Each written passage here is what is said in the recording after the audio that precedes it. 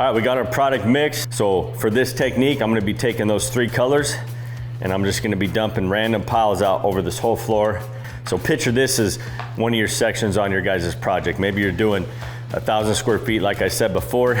You're gonna have 5 or 6 of these sections, and so you're just gonna recreate the process until you're finished. We're gonna be blending and moving the product around with our Leggari flat squeegee, not the knot squeegee. So again, this technique just requires us to blend the colors and move it around with the flat squeegee. The biggest thing I'm looking for when I'm blending is I don't wanna hold it too straight up and down. I'm gonna be pulling too much resin. When I'm blending it, you'll notice I'm always keeping the squeegee at an angle. I'm not pressing hard, I can always go back and move it around. The biggest thing I'm looking for is making sure I get good coverage over this section to where I don't see the primer. So once I get the floor laid out and I'm happy with it, we want to spritz it with 91% or higher isopropyl alcohol. That's going to create the cells and the dispersing effect. And then once that evaporates, about 5 minutes, I'm going to mist the floor with denatured alcohol. So again, if you're doing larger floors, you're just kind of recreating these steps, because again, we want to break up larger floors in sections, so we're always getting fresh material.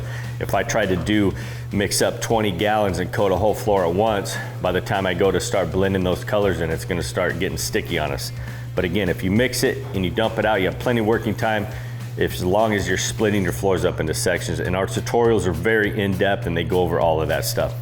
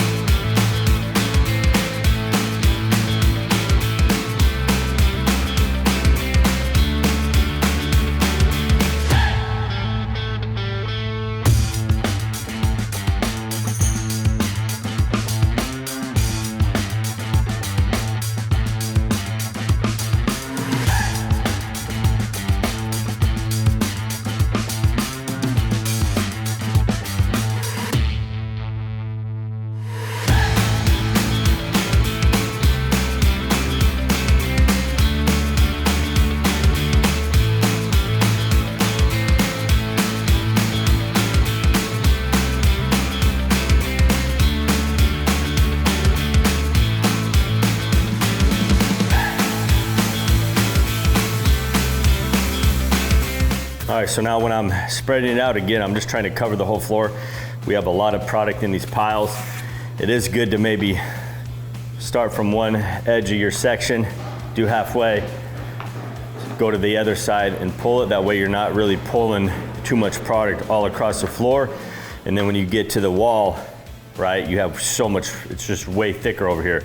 So it is easier if it's your first time to just kind of pull some out of there, maybe pull some from the back, move some, you know, just kind of switch it up and not just continually move from one edge to the other, because you'll probably wind up pulling a lot of that product and having it really thick on that other side.